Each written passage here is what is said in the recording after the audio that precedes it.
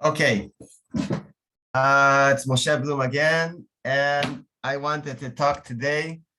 Can you identify a person as a Jew or use DNA tests for halachic questions? I thought about this topic because today we finished this Daf Yomi Masechet Yevamot. And at the end of the Masechet, the last pages talk about Dinei Aguna and how you can identify the body, the person, that this is the person that died. And we'll talk about it in a few minutes, more about all the Dinim of Aguna and the Simanim, etc. But I want to start with a story. I was, as I told you in the past, I was a rabbi in Warsaw, and a person comes to me, listen, Rabbi, that's my story. My father's father was killed in the Holocaust. All I know about him is a name and the city where my grandfather came from. That's it. My father doesn't know anything else. He didn't check more. And I know my father's father's name and came from a town somewhere in Poland. So a few years ago, he tells me, I went to the Pei Ed of Yad Vashem. He went through them in the past as well, but finally he found his grandfather's name and city. How? Because the grandfather, maybe, his grandfather had a sister that survived. They didn't know of each other. And that daughter of the grandfather is living in Israel, and she wrote this dafet in Yad Vashem. So the person was very happy, meaning he found his father's first cousin, and he wanted to check that they are cousins, that it's true. How would he check such a thing? They did a DNA test. They did a DNA test. There are a few kinds. They usually take a bit of rock or spit, and then you check. There are a lot of people doing it in the world, and you can find maybe yes, maybe no, but you can find all kinds of far relatives through these organizations. A lot of Jews are in this DNA tests. A lot of Jews, but not only. So he found, and the test approved that this person, and this woman are between first cousins and second cousins. Which is exactly according to the story. And he came to me with this, all the information, all the websites, etc. And he told me all this story. And I asked him, I looked at him and said, what do you want from me? Meaning, okay, you assume this test is accurate and your father's father was Jewish. What do you want from me? So he tells me, what do you want? I want to know if A, I can make Aliyah to Israel because my grandfather is Jewish, and B, can I be a member of the Jewish community, because in Poland, the laws of being a member of the Jewish community, you don't have to be halachically Jewish, you have to be according to Chok HaShvut, law of return. If you can make Aliyah to Israel, you can be a member of the community. So he said, can I be a member of the community? That was his question. At the beginning, I told him very nicely, get out of here. What are you talking about? The halacha doesn't, these DNA tests, we don't rely on them. That was my first reaction. And he told me, no, the rabbi said, come on, let me check, but I don't think so. And then I started checking, and I saw it's not so simple, as we will discuss in a minute. And at the end, to make a long story short, at the end, I told him, listen, I don't think the Sochnut and the Misrad HaPnim in Israel will approve it. But for us in Poland, I think it's enough to be a member of the community. Okay, so it's not, being Jewish. It's not to get married. Okay. So he became a member, and then he started a conversion process. And a few years ago, he finished. Now he's a religious Jew, coming every day to synagogue. So that's this person. And then I started checking about the DNA. Now, when we have DNA, we have three kinds. One is DNA between a person and himself, meaning I'm a rabbi in the army, in reserves, Rav Gdud, a battalion rabbi, and today they take DNA samples from all the soldiers. Why? Because if you will be lo aleinu, chas v'shalom, but you would be kidnapped, or your body will be burned on a jeep, I don't know, on a bomb, or they fired a missile at you or something, and they won't be able to find the whole body to identify you, but you will have a piece, and then you can check that it's you, and then to say that you're a halal, you died, and you're not a neder, you're not a missing, which is a big difference. So that's one DNA between a person to himself, or we all know it. There's a victim that died, somebody killed him, and then we have someone that we think he killed him, and we find his his DNA sample on the victim, and then we say, hey, how come it got there? You killed him. So that's one thing. A second DNA is between a person and his relative, meaning that's our story here, that we have one person that we know she's Jewish, and now we want to see if a person comes and claims he's a brother, a cousin, a father, a mother, a sister, whatever, if we can say he's Jewish as well because he's close to him. And we had it in the army as well in the past, before they took the DNA test. So we had a person here that we had a sample of DNA, and we got it in battle. We could take it out, but we didn't have he's not here. We didn't take a sample before that when he went into the army. So we come to his brother, sister, or father, mother, and then we check if it gives a positive answer that they are close relatives. That's the second one. The third one is a person connected to a group. A person's come from Europe. He says, I have the Jewish genes and genetic code, and then he checks and he finds he has a genetic code, but he doesn't have any close relatives that he thinks. That's much more complicated. Maybe we'll talk about it at the end, or maybe a different time. It's a DNA mitochondria. It's something new in the last 20 years, but that Bezrat Hashem will get to it. Okay, so DNA. What do we have DNA in halacha? The main thing is mamzer. Mamzer. What's a mamzer? A couple is now doesn't live together, or they're living separately, or divorced, or close to divorce, and then the woman becomes pregnant. The father says, just a minute, that's not for me. That's not mine. I'm not taking responsibility. I'm not going to pay for the kid, to pay mezanot, payments, alimony, I think they say, payments, whatever. I'm not going. And the mother said, no, it's from you. So if you do a DNA test, then you can see if this kid, after he's born, or the fetus is from the father or from the mother. The rabbis do not allow to do such a thing if it comes to the Beit Din, because if it will be negative, so it means this kid is a mamzer, and that's a big problem. But that's one thing. Yoresh, you have a person that died, and you have every once in a while stories, and then a kid or a cousin comes and say, hey, I'm a cousin of this a person that died. Nobody knows him, but he says, yeah, a DNA test. See, I'm a cousin, I'm a brother from a different wife or something like that. Of course, as we said in the army, or in Teunot Drachim, when you have a few different parts of the body all around, and then you have to make sure that all comes from the same person.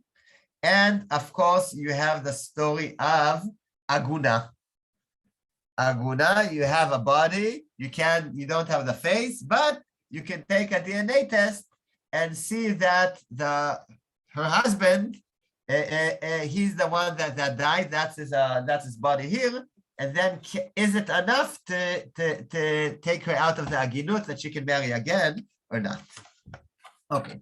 Now I want to start with the agunot, and the Gemara and the Daf Yomi that we talked about. let's start with a story.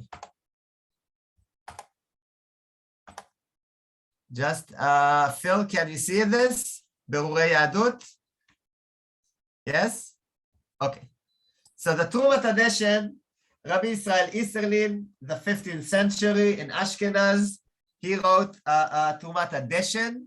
Deshen is Daled Shin Nun, 354, because he has 354 tshuvot. Some people say that he made up the questions in order to answer them, but here it doesn't look like it. And let's start reading his question. Jews were sleeping in a pundak, somewhere, a guest house, in a place of goyim, and there were a lot of goyim there. The goyim were sitting at the table and eating, and didn't know that there were Jews next to them listening to them. The Jews heard that one goy told his friend, the other goy, that the third goy told him that next to the village, a Jew was killed, and this Jew had a very unconventional appearance. He had only one eye seeing. The second eye was like closed, and from the eye he had some sort of scar till the mouth. Meaning again, the Jews heard that one Jew told the Jews heard that one goy told the other goy that he heard from a third goy that this Jew was killed with one eye closed and some sort of scar till the mouth. And then the Jews came to the Chacham, to the rabbi of one of the cities. What the goy said, Shesach lefi tumo, he was talking without anyone asking him, without knowing it's an eidut, without knowing that the Jews were listening. He was just talking. He didn't have any motivation of lying or saying it in a special way. Because Reuven, the Jew, left his house half a year ago, and nobody knew what happened to him. And Reuven, that left his house half a year ago, that's exactly his sign. He had one closed eye with a big scratch till the mouth. Now, Trumat Hadeshen was asked, is this allowed to be married? Can the wife be married or not? Okay. And so the Trumat Hadeshen says yes. This wife can, this woman can be married. Why? And כשיגידו אנוכי מצאו קבור וקברנו אותו ויגידו לפי תומם על פרצופו ופדחתו וחותמו ושערו. When the non-Jews found the Jew killed and they buried him and they said that they saw his face, etc., and on his nose was a gavshushit, like not a pimple, something on the nose. וכן היה כמו שהגידו ביהודי הנאבד. And the Jew that was missing, he had the same sign. So Shiv Abba Mori שהאישה מותרת בגבשושית על חותמו סימן מובהק הוא. This is a סימן מובהק, a significant sign. This is enough that we can rely on it. In a minute we'll understand the sources. וסמכינן עלי אפילו למען דאמר סימנים דרבנן עד כאן לשונו. That's the Ozarah. מכאן נראה ראיה לנידון נידן. From here we can learn to our case, says the Trumat Hadeshen. דאיקה למסמך על דברי אנוכי שהיה משיח לפי תומו. We can rely on the goy that was saying it לפי תומו. He was just talking without anyone, without a kavana that somebody will take him into consideration or rely on him. באותו יהודי שנהרג היה לו עין אחת סתומה ועברית ואורית ופצע וצלקת מאותו העין עד הפה, וכן היה לאיש הנאבד. The Jew that was killed has exactly the same signs. דהני סימנים מובהקים תפי מגבשושית על החותם. This is a higher siman, a higher level of a siman than something on the nose.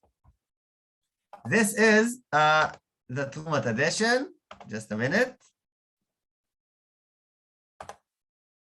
Okay, so this is Trumat Hadeshen, and now we're starting to talk about simanim of aguna.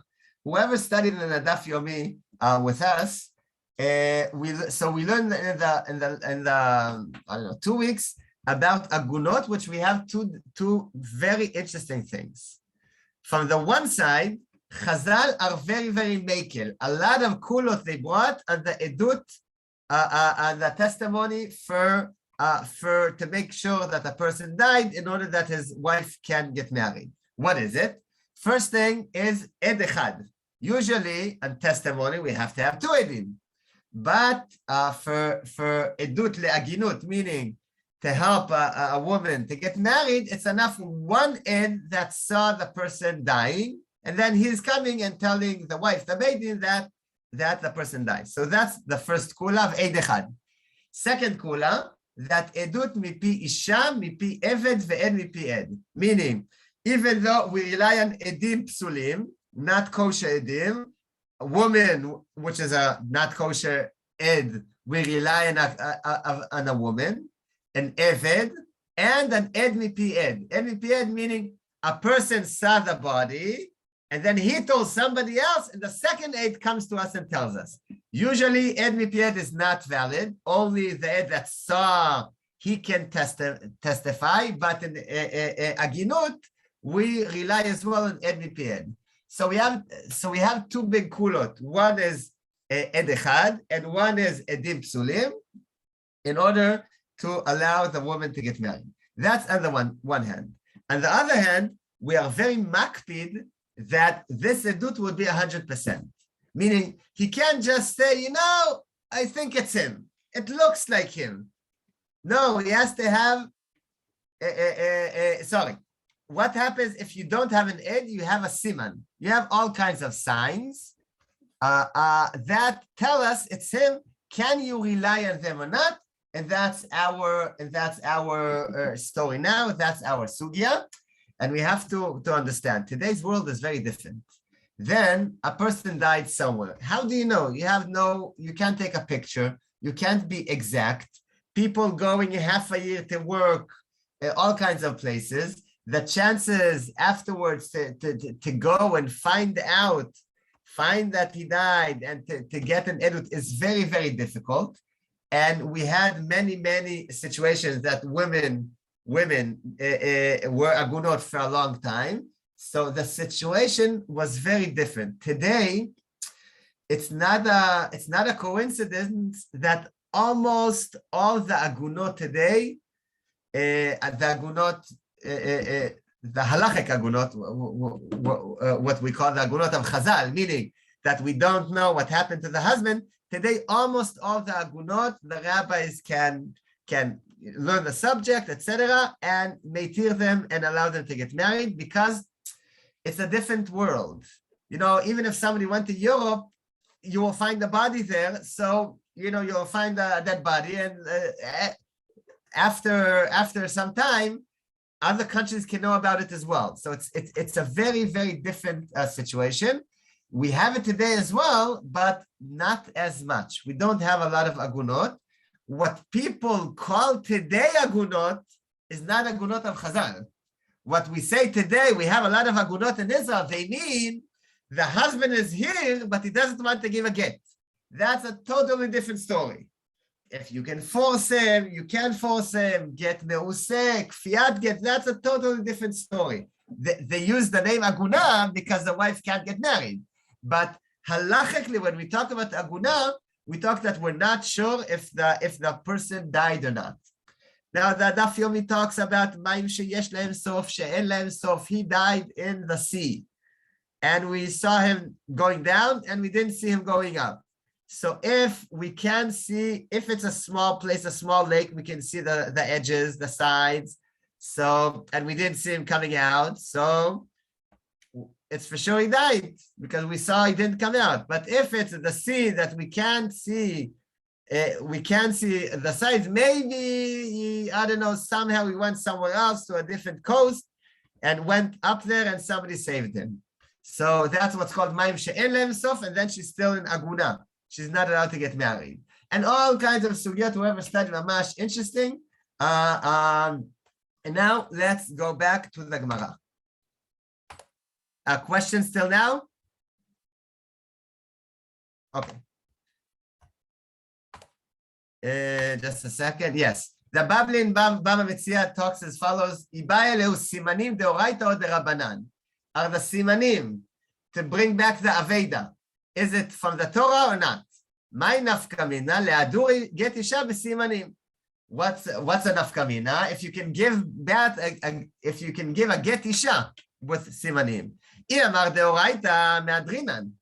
Vi amar derabanan ki avud rabanan takanta b'mamona. Aval b'isura lo avud rabanan. If you say simanim are from the Torah, so you can give back a get isha. But if you say me derabanan, when Rabbanan say that you can give back my simanim and not other things, not edim or other things, that's only in mammon, money. But beisura, things of isur veheter, and like get isha, like eshet ish, lo avud Rabbanan takanta. What's le'adur get isha v'simanim? The husband wrote a get, and then the get was lost. And after a day, we found a get that looks exactly like the get that was lost, but we're not sure. Maybe there's another Shmuel that wants to divorce his wife, Chava, and they live in Yerushalayim. And then if this is a different get, so this get wasn't written for this woman and it's not valid, and you give her the get, but it's not valid, she's still an Eshet Ish. So how do you know it's the same one? The Gemara says, if simanim are deoraita, so you can give back the get isha, meaning to divorce her by this get, according to the simanim. That's the Gemara. Now the Gemara, the Baba Metzia, and other places talks, and we see the different kinds of simanim. And the Magid Mishneh, Phil, just can you see the Magid Mishneh here? Yes, okay. So the Magid Mishneh, just a second. Yes, Rabbi Vidal de Tulsha, 14th century in Spain. The Magid Mishneh is under Rambam because he's a Magid. He's a Magid. He's saying Mevaer. He's explaining the Mishneh, meaning the Mishneh Torah, the Rambam. So the Magid Mishneh summarizes what the Rishonim and the Gemara says to 3 levels, 3 kinds of simanim. Simanim muvhakim beyoter. Siman, which is extra, the highest siman that you have. Kegon nekev yesh bo betzad ot ploni v'chayotze. But there's a small hole next to a certain letter in the get or in the aveda v'chayotze v'zeh. Ve'elu hasimanim machzirim alem aveda dvar Torah. From the Torah you can give back the aveda ledivre hakol. Ve'harei hen ke'edim. This siman muvhak is like an edim. Edim are the highest level of the highest level. If you have 2 edim that say we saw ABC, we know this aveda is his, we know this get is his, we know this body is ploni almoni, so that's it. Edim, the Torah says, we rely on them 100%. So siman muvhak beyoter, the Magid Mishneh says, is edim, is like edim. What is it? A little hole next to a letter. Once I was in Poland, we had a get, and a sofer stam came to write a get. And then he told me that every sofer, when he writes get, does something special. He has something special that he does in his get that he will know to identify his gitin. He does a long letter somewhere, or I don't know, one of the letters he does a bit tilt or a bit different. Every sofer has something small different that he will know to identify his get. That's what he told me, and that's mamash this. Only afterwards, I understand mamash this to have a siman muvhak.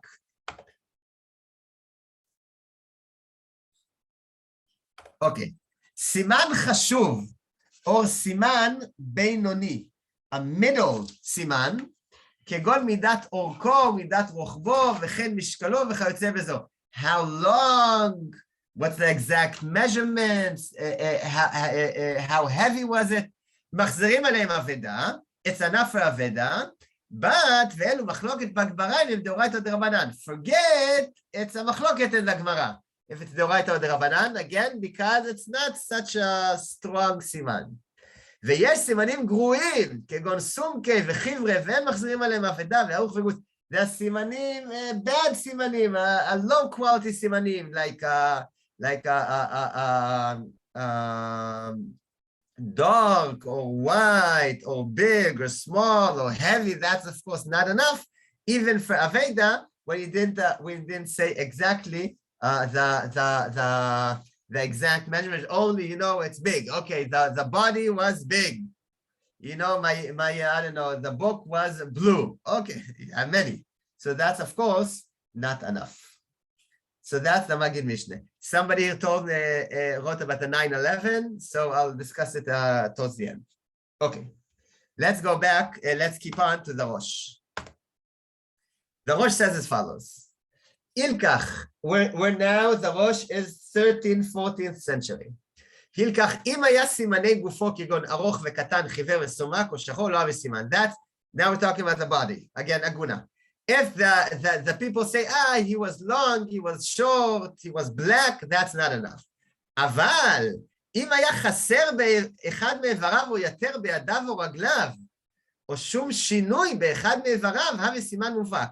If he has missing one of his organs, or I have an extra hand, meaning I think what he means here is an extra finger, or an extra toe, or a big shinui, a big difference in one of his ivarim and organs, that's a siman muvhak. Because that's something you don't see every day. How many people have an extra finger, or have only 9 toes, or something like that. That's what the Rosh writes. Now, from the Rosh we have to ask, just a minute. An extra toe, that's something we don't see every day, but we do see it. I don't know if it's one for 1,000 or 10,000 or 100, but if somebody will have it, it's not something you never heard of. It's something you heard of, but it's very rare. Is that enough? So the Rosh says, yes, that's enough. Even though we know that in the world, there are more people that have 11 toes or 9 fingers, but still the Rosh says that's enough. Rabbeinu Yerucham, again, the 13th, 14th century, he was the Talmid of the Rosh, says, I'm very sorry, but no, it's not enough for us. Extra toe is not enough. Why? Because you have people with extra toes. We hear of it. It's not something so unique. And Rabbeinu Yerucham writes, Lo samchinan asimanin muvakim le'edut isha. We don't rely on a siman muvhak to marry the woman, meaning to make sure the person died. אלא בדבר ברור שאינו נמצא כך בגוף אחר. Only in something that it's clear that you don't have it in a different body. And this Rabbeinu Yerucham, that's it. According to the Pshat of Rabbeinu Yerucham, you need something in the body to identify him that you're sure nobody else in the world have such a thing. And this is a very, very high standard, which even for DNA, it's not so clear, as we will see at the end, but it's a very, very big chumrah, this Rabbeinu Yerucham. The Mas'at Binyamin, he was a Polish rabbi in the 16th century, the student of the Rema, says, no. You didn't understand. Mas'at Binyamin says as follows, אין רצונו לומר שלא יימצא כלל באיש אחר. He didn't mean, Rabbeinu Yerucham, that it's something that you wouldn't find at all in a different person, this siman. Why? שזהו דבר בלתי אפשרי לומר, מה שנמצא באיש אחד מהאישים, שיהיה נמנע שימצא כן גם באיש אחר. This is science. If you have something that you found in a person in the world, statistically, it will happen in the world in somebody else. If it happened to him, it can happen to somebody else. So you can't say that this is something that happened only to him. because almost for sure that somewhere in the world, somebody else has such a thing.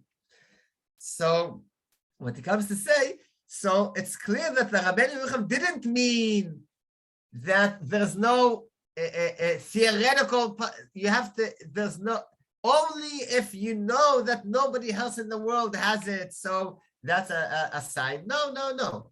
But Masechet Binyamin says, what Rabbi Yerucham meant, שהסימן שאנו סומכים עליו, that סימן that we rely on, יהיה זר ומופלג הרבה, will be a זר, זר, unique, עד שלא יימצא באיש אחר, רק מאחד מאלף או אלפיים שלא יהיה שכיח כלל. This has to be very unique, that you won't find it in other people, only 1 out of 1,000. Or of 2,000 that he will have that sign. And the Bet Yosef and Aruch HaShulchan Chatam Sofer, many bring this and tell us this 1 to 1,000. Meaning, if the siman is less than, let's say today, 0.1% in the population, so that's enough for Edut Isha. That's what the Masechet Binyamin says. In a minute, we'll discuss it a bit more. The Shulchan Aruch in Dinei Aguna, Even Ezer, Hilchot Ishut Siman Yud Zayin, says as follows: Metzauhu harug or met, you found him that he died. Im padachto vechotamo vepartzuf panav kayamim. If padachto is his forehead and chotamo is nose and partzuf panav, the cheeks are there, meaning you can, they're still in shape, good shape. This is the classic edut. You see, you have two edim that see the face and they say, okay, that's him. In brackets, the rabbis in the army, like me and other rabbis, that's what they do. If you have people dying, it can be in war, it can be people committing suicide, it can be other things. It's sad to say, but every year the army has, I think, about 30 soldiers dead every year.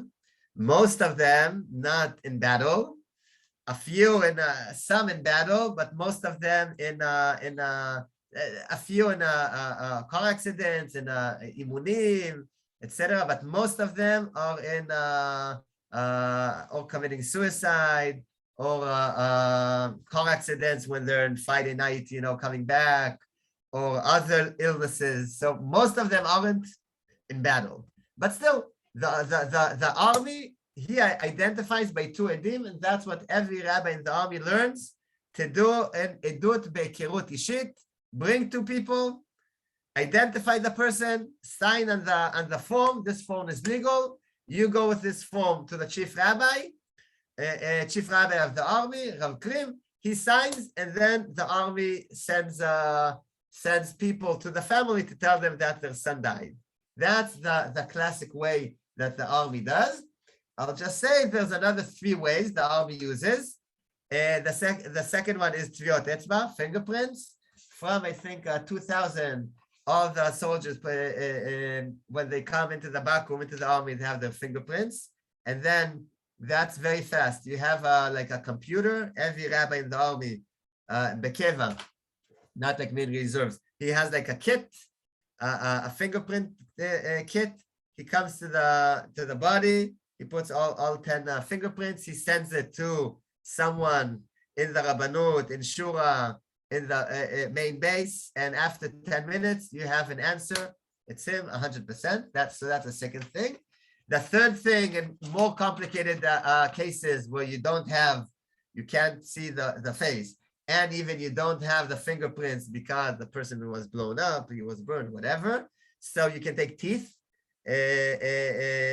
pictures of the teeth, again, if you have, because again, from around 2000, the army took pictures of the teeth in the back room, and then you can if you have the teeth, so you can check it. And the last thing that the army has is the DNA that they use only in very extreme cases, but they sometimes use as well. Let's go back to the Shulchan Aruch. אם ניטל אחד מאלו, אף על פי שיש להם סימנים מובהקים ביותר, בכליו אינם כלום דחשינו לשאלה.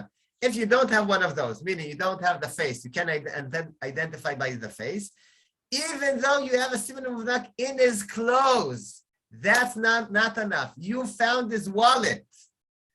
You found his credit card. It's his. You know it's his. It's not enough. Why? Because maybe somebody took his credit card. Maybe it's not him. Maybe he gave it to someone. So that's not enough. And there's a story on this sentence in the Shulchan Aruch. There's a very famous story by Shai Agnon, which is called V'haya Yaakov leMishor. He wrote it in 1912. And the story talks about a couple that they didn't have kids. He was very poor.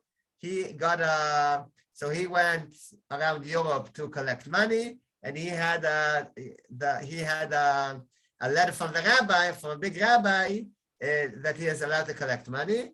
And after some time, he met a different kamtzan, a different person, a second person that was collecting money, and he needed money now. He told him, "Okay, I'll pay you for the for this rabbi's approval." So he gave his rabbi's approval to somebody else.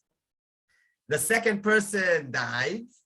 And they found in his pockets, a certificate that, Menashe Chaim, a certificate for Menashe Chaim to collect money. So they told the family, the wife, in a different city, listen, we found here the certificate of Menashe Chaim, he died, and then the rabbi was discussing, and he decided to tell the woman that she can marry.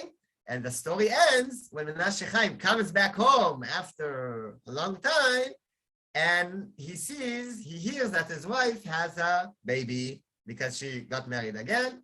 And then the whole story, he doesn't want to tell her, so he stays in the cemetery. Nobody knows he's there until he dies. A whole story. But we see that the rabbi didn't go according to the Shulchan Aruch, because the Shulchan Aruch says that even Siman Muvak Bekelav, and this is exactly it, a certificate, his certificate, it's not enough because you're afraid that you gave it to somebody else. ואפילו היו להם סימנים בגופו ואפילו שומה, אין מעידים עליו. A siman in his body and a wart, שומה is a wart, it's not enough. אבל היו להם בגופו סימנים מובהקים ביותר מעידים עליו. That's exactly what we said, סימן מובהק. What is a siman מובהק? As we said before, he had a big difference in one of the organs, an extra one or missing one, etc., etc., etc., etc., and teeth, big teeth is not enough, etc. Okay. Now I want to discuss about this Masat Binyamin, which is very, very complicated. Because what do you mean? You said if you have a sign of 1 of 1,000, that's enough. Just a minute. If you find a dead person in Yerushalayim, and he has an extra finger, and somebody, but you can't identify him, he's not here, whatever. All you know is this enough? Where Yerushalayim? How many people live in Yerushalayim? 500,000. So if you have a sign of 1 out of 1,000, it means you have 500 people with this siman. If we think about the Masat Binyamin, it's funny because you say, wait, a siman of 1 out of 1,000. Okay, 1 out of 1,000 is, very, it's not so, it's unique. But if you take into consideration the whole population of the city, let's say, so that's not a lot. You have 500 other people that have the same sign. So you have to understand the Masat Binyamin when you look at how many people are part of the Safek. And let's give an example of a boat. You have a boat with 2 people. One person, we know he had an extra finger, and the other person, we don't know anything. We don't know anything. We know they went into the water, we don't know what happened to them, and a body came out, and this body is with an extra finger. What is the chance that this is the body that we want, the Jew that his wife wants to get married. This is 99.9%. Why? Because two people. If it's the person we know, that's his sign. If it's the other person, what's the chance that the second person will have the same extra finger, 1 out of 1,000? That's very rare. Okay, now statistically, we are 99.9% that this body that we found is the person, the husband that we look for, and that's 1 out of 1,000. That's good. That's enough for aguna. But what happens if we have 10 people on the same boat and we found one body and it has the same thing? Now we have another 9 people, or let's do it easier. We have 11 people and we have another 10 people. From the 10 people, the chance that one of them will have the siman is a higher chance. So statistically, we are now at 99%. And what's happened if it's 100 people? Here, 100 people in the boat, and we found a person with an extra finger. Here, 100 out of, we have a higher chance. And what happens if we have Titanic or Pearl Harbor, and we have 1,000 people that died on a boat in Pearl Harbor, I don't know, one of the boats there, or on 9/11, we have 1,000 bodies or half bodies or whatever, 1,000 people killed, and we found in one of them, we found a siman muvhak, an extra finger, let's say, that we know we can find it 0.1% of the people. Yes, but if we have 1,000 people missing, the chance that this is the person that we look for is only 50%. Why is that? Because maybe it's our person, but from the other 1,000 people, statistically, there's another one with this. So we have statistically 2 people with this siman that died, and one of them is the body, but it's 50%. 50% is nothing. So here, when we talk of a siman muvhak, we have to explain that who are we talking about? Who are we checking? And the answer is only the people that we know that are missing. Meaning, if we're now in Yerushalayim and we have a person without a finger, and we know that statistically we have 500 people like that. Yes, but we have only one person that is missing. The other 500 people are living. We would know if they are dead and they are nedarim, they are missing. Meaning today, when we talk about agunot, the amount of people that are part of the safek is much lower because of technology, because that every person that dies or is missing everywhere in the world, you can hear about them. So we have 500,000 people, but 99.99% of them are alive, are there. And if they will be missing, we will know. So now we're talking, so we have only 2 missing people in Yerushalayim now, that we don't know where they are, where they're missing, maybe other places, other cities, maybe tourists, but we don't have a lot of missing people. That's why even a siman that is not 100%, we can rely on it on a higher level of confidence, because the amount of people that are part of the safek are much lower. And the Shulchan Aruch Harav, Baal HaTanya, the first Chabadnik rabbi, he says it about Aveda, but let's see it. משום דאף על גב דגבי אבדה, יש להסתפק בכל עברי דרכים דעלמא, ובעולם שכיח טוב המניין כזה ומידה כזאת. Even though in Aveda, you can say, okay, we can, part of the safek is all the people that are going here and there between cities in the world, and in the world, there's a lot of Avedot with such a sign. בכל מקום הרי הרוב הם מאבדים. Most of the people are not losing their Avedot. והמאבד הוא ממיעוטה ויחידהו. The people that are losing their things, that's a מיעוט, that's very few people, כמו המפקיד, etc. על כל פנים זהו ברור לכולי עלמא באבדה ומידה ומניין סימן בינוני. אף על גב דשכיח טובה כזה בעולם. ולא היו רגילות למאה וחשיב וסימן בינוני מצד עצמם. אפילו אחי חשיב וסימן מחמת אבדה שנעבדו כך. לפי שאין רגילות שבית בני אדם איבדו חפץ זה כזה במניין ומידה שווה. So for Aveda, it's not, it's a very low, statistically a low percentage that two people are losing the same Aveda. Maybe you have 10 people with such an item, but the people that are losing it are not, you don't have a lot. That's why for Aveda, even a Siman, which is Siman Benoni, you can rely on it. Many poskim take the Shulchan Aruch Harav and take it as well to get for Aguna. Again, if you don't take into consideration all the Avedot in the world, or all the people, but only the people that died and we didn't identify them, there's a Safek or a Nehedar. So then the amount of people are much lower that you need to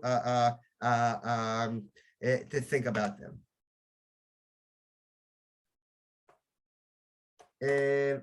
Now, let's talk about DNA. Okay, we have 10 minutes. Okay, let's talk a bit about DNA. DNA, Rav Professor Steinberg wrote it, that it's 1 out of 30 million people have the same DNA in the world. That's at least what I read, meaning that the statistically that the genome will be the same for 2 people is 1 out of 30 million. And this is much, much, much higher than the 1 out of 1,000. So according to what you would think, okay, DNA is a siman mubhak biyoter. Now, it's a bit more complicated. Why? Because DNA of a person to himself is 1 out of 30 million. Again, what's a person to himself? You found a piece, you have the person, and you have, I don't know, a piece, a blood on the victim, and you take the blood and say, hey, this DNA is the DNA of the murderer that you think he is. That's 1 of 30 million. But if you are on 9/11 and you find something that you can take out the DNA from, but you don't have the person because he's not there, and this person's DNA isn't anywhere, you can't find it. So what do you compare the DNA to? A brother or a sister? Yes, but here the statistic says this is a bit lower, meaning here there's a bigger chance that it will be positive on the check, even though they're not brothers. If it will give you a negative test, that's 100%. They're not connected. But if it's a positive test, again, a sample to a family member, that's a lower level. There is, I don't know if it's a false positive, positive false, but one of them, it's a positive answer, positive, but it's false. They're not brothers. So here it's already on a lower level, statistically and halachically, because we have sometimes a few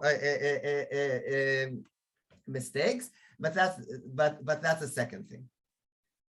The Rav Zalman Nehemiah Goldberg says DNA is a siman muvhak. Let's read it. After 9/11, so there were a Beit Din in the States and a Beit Din in Israel that were dealing with all the agunot. I don't remember how much, but I think out of the 3,000, maybe somebody knows, I think there were at least a few, I think at least a few hundreds, or at least you know what? I don't remember. I read it. A few dozens, at least, of Jews that many of them you didn't find the bodies, most of the people, and you found samples of DNA. And by DNA test, they wanted to matir the woman to get married. This was a shela halacha lemaisa. So Rav Zalman Nehemiah Goldberg says as follows: בדיקת DNA נראית שנחשבת כסימן מובהק, שהרי כאמור לעיל, הסיכוי למציאת אדם בעלי סימני זיהוי דומים הוא 1 מתוך 10 ביליון. DNA test is a סימן מובהק because the chance of finding another person with the same DNA is 1 out of 10 million. אלא שיש מי שטוען שהבדיקות לא נעשו בכל האנשים שחיו מאז ימות האדם הראשון. Some people say the checkups were not done on all of the people that died, that lived from Adam Rishon till today, or now in the world, we have what? 8 billion people. So the world, we did check them all. לעניות דעתי, says the Garzen, רב זלמן נחמיה בברג, אף על פי כן סומכים על זה וכרילאי על נט. Why? תדע, שהרי סומכים על טביעת עין, מכוח ההנחה שאין פרצופיהם של אנשים דומים זה לזה. ומניין לנו זאת, we rely on the עדים that see the person and say it's them. Why? Because we assume that there aren't two faces that are similar. ומניין לנו זאת? How do we know that? וכי נסו בכל העולם ובדקו את כל האנשים וראו שאין שני אנשים דומים? Did we go with the whole world and we check that you don't have two people with a similar in the face or exact the same face? אלא על כוכך שסמכו על זה שרואים הרבה אנשים, ומתוכם לא נמצאו שני דומים. You rely that you see a lot of people, and out of the lot of people we saw, we didn't see two that are exactly the same. אין זה אלא שכך ברא הקדוש ברוך הוא את בריאותיו, שיהיו פרצופיהם שונים זה מזה. That's how Hashem created his people, that our faces are different. I'm keeping on. By people, this is something more mufla, even a ness, that like Gemara Sanhedrin says that a person was created yechidi, by himself, only Adam Rishon. Why? To say the greatness of God, that a person does a few coins in the same chotam, they're all different. But God, they're all in the symbol of God, of Adam Rishon, but everyone is different. Nobody is similar to the other. And that's a big dula of the people, of us, or of God, that we all came from Adam Rishon, and still we are not similar to each other. And every rov in the halacha, how do you know? Let's skip this. רוב בהמות כשרות, רוב בהמות טרפות, etc. And the eidim that see, but the signatures, how do you know? Nobody in the world signs the same, but, and you can rely on it. על כל פנים, גם ההבדלים המתגלים בבדיקה, even the differences in DNA are from Hashem's greatness, that even though we all came from Adam Rishon, each person in the world has his special DNA, and the same he says for fingerprints and teeth, maybe even the tzilum jukan, the appearance of the person, and you can rely that a woman would be married by this thing. I have to say, there's not problem, but one interesting thing. I remember there was in Ramat Gan 4 years ago, Rav Yaakov Ariel resigned from the Rabbanut of Ramat Gan. He was 80. And I remember I went there to the conference, there were all kinds of shurim. Then in the break, I see from the other side of the synagogue, I see Mansbach. And I remember him when I was a kid. He lived in our yeshuv. He's a father of my friend. And I came to him, Zeev, מה שלומך? מה שלום הילדים? And he looks at me and says, what do you want? Who are you? No, Moshe Bloom, קיבוץ מעלה גלבוע, I'm Akiva's friend. And he looks at me, says, my brother. And then I look at him, and I look at him 5 seconds, and I say, you're right, it's not him. Meaning, I was sure it's him, and then I looked, and then I saw something small. It wasn't him 100%. And I think, for me, it took many times it happened. You know, you come to the street, or you see someone, say, I know, that's AB, someone I didn't see for 2 years. I come close to him. I'm about to say something, and then I give another look, and I see, no, it's not exactly him. There's a difference. Meaning, even, what am I coming to say? Even with Edim have to really take a look. Even if you have 2 Edim looking, just to see him for a second, it's not enough. You have to look and see, because you have people that have the same appearance, and if you're not focused, sometimes you can do mistakes. The biggest story about this is in 1982 in the city of Tzor in Lebanon, the first Lebanon war. 76 Israelis, Jews, were killed when the collapsed one of the buildings there in Tzor. They didn't know if it was a terror attack or a gas leak. Doesn't matter. 76 people were killed. So there, in the place, the soldiers identified them. Two soldiers identified each person, wrote who he is, sent the bodies to Israel. And when they did in Israel, they did another checkup, and they found out there were more than one mistake. More than one mistake, that the Eidim, that the people testified on the wrong person.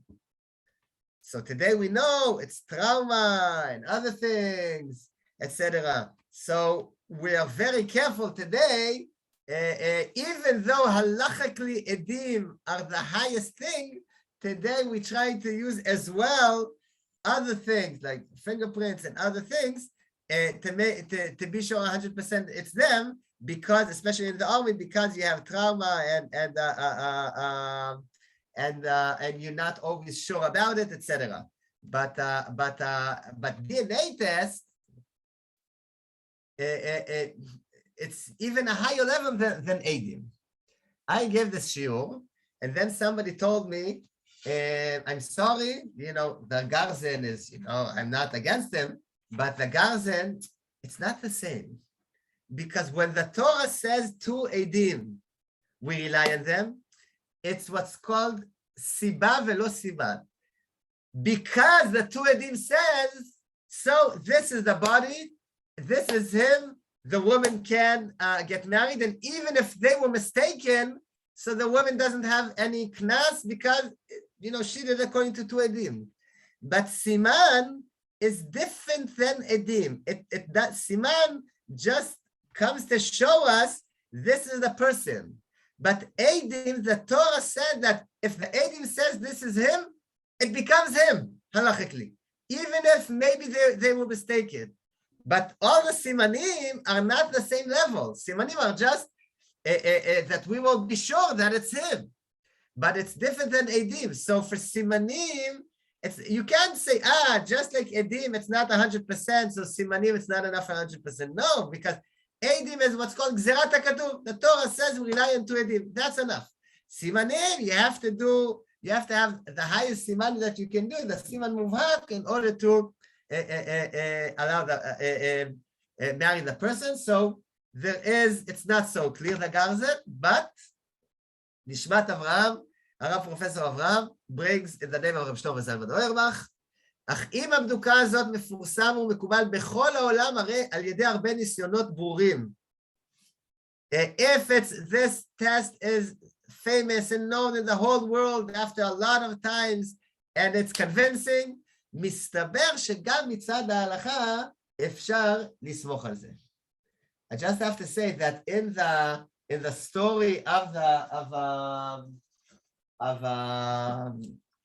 9/11, it wasn't so simple because there was a different, the Rav Vosner had a meeting, and they say that if it's a test of a person to himself, what I said, which is a statistic, it's much higher, that's enough even for a woman to get married. But if, and that were some of the cases in the 9/11, that it's only you take a sample of DNA that you found in the area where all the people died, and you compare it to a brother or sister, that's not enough. That's not a siman muvhak, and that's not enough for a woman to get married. Maybe she can sit shiva. This is very interesting. Maybe she can sit shiva, and you can have the will and everything.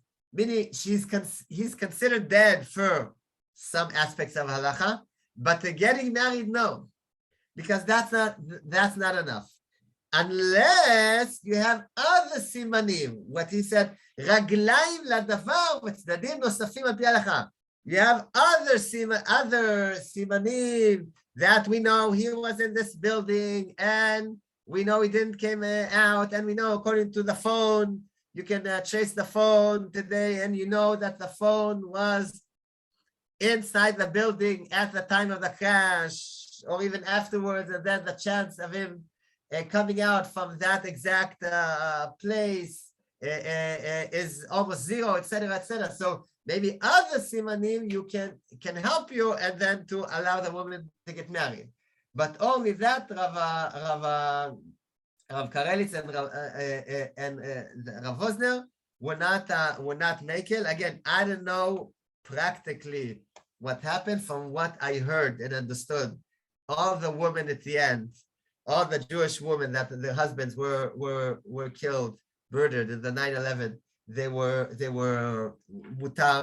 They were mutar from the aginut. But from what I heard, but you know, I didn't see it. I don't know. I don't think any woman stayed in aguna. But that's what I heard. Questions? And if not, we'll go to the last show topic. Questions?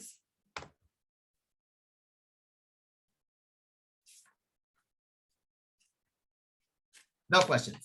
Okay, so I'll just mention the DNA mitochondria. About 20 years ago, this book was written about Jewish identify of Judaism by genetics, by DNA. And a few dozens of years ago, they started checking about DNA mitochondria. DNA mitochondria is a DNA that is passed only by the mother. It's a part of the DNA. I don't know exactly, I'm not baki in it. It's only from mother to kid. And if it's a boy, he doesn't pass it down. It's only mother to mother to kid, and then mother to kid, meaning it goes only by the mothers, meaning for Judaism, it's a sign, because the regular DNA, some from the father, some from the mother. Okay, so that's one thing. Second thing, they found out that 40% of Ashkenazi Jews have four kinds of DNAs, like groups of DNA, meaning 40% of the people have one out of the four types of DNA you can find almost only in Jews. They took a sample of a lot of Jews in Europe and a lot of Goyim in Europe, and among the Goyim you almost didn't find it, you know, very, very rarely. And among the Jews, you found it in a very high amount. And then they wanted to say, just a minute, maybe this can be a sign for a person that he's Jewish. Meaning, if we found out that many Jews in Europe have this genetic code, it means that all these people came from the same mother. Somewhere there in the 500 years ago, 1,000 years ago, because it's all you know, the same family. And we checked a lot of goyim, and we didn't find it there. What does this mean? That somewhere there 1,000 years ago there was a Jewish mother, and all these people, all the Jews here are her kids. Or her, yes, by the mother, meaning the Jews, halachically.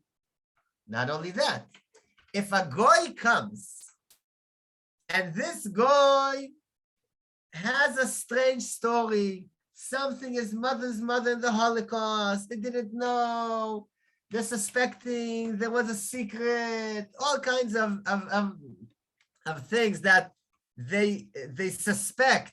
Maybe that the mother's mother was Jewish, and the person does the test. He's now a goy, but he does the test, and he has these genes. So it means, maybe, that's a halachic question, that he's a Jew. So we have here a new question. Can we rely on this kind of checkup that the person doesn't have any relatives, but he did this, and this tells us that he's part of the Jewish family because he has the same original mother, which was probably Jewish, and he can become Jewish by this test. This is a huge question. A whole book was written about it by Israel Birenbaum and Zev Litka. One is the Av Beidin in Moscow, because in Russia and the USSR countries, they use it the most because that's the biggest problem today. People after the communism, Ukraine, Russia, etc., they don't have papers, documents, and people are becoming old. It's very difficult to do Birur Yahadut. In Israel as well, today you have all kinds of people that made Aliyah that we know today that in the 1990s, you paid $500 and you got a certificate then from Russia that you are a Jew. So we have some people, we don't know many, but we have many people that went on Aliyah. They claim they're Jewish. It says Jewish, but then they didn't check the papers and the papers were fake. So today, all the Jews, people that want to get married in the Rabbanut, that come, the origin is from Russia or Ukraine, they need to do Birur Yahadut. Birur Yahadut is a mumche, checks the papers, archives, etc. But sometimes it's not enough. Sometimes it's not enough. You don't have something 100%. And then the question is, can you use this as another siman? It's not a siman muvhak, but this DNA test, if it's positive, can we use it as well? And Reb Osher Weiss wrote it. He wrote a long tshuva here. And Rav Zalman Nehemiah Goldberg says, yes, you can rely on it as at least as a help. Rav Yitzchak Yosef wrote here that is not sure, we have to check. It's a safek. Rav David Lau wrote here that he's not sure, it's not enough because of all kinds of reasons.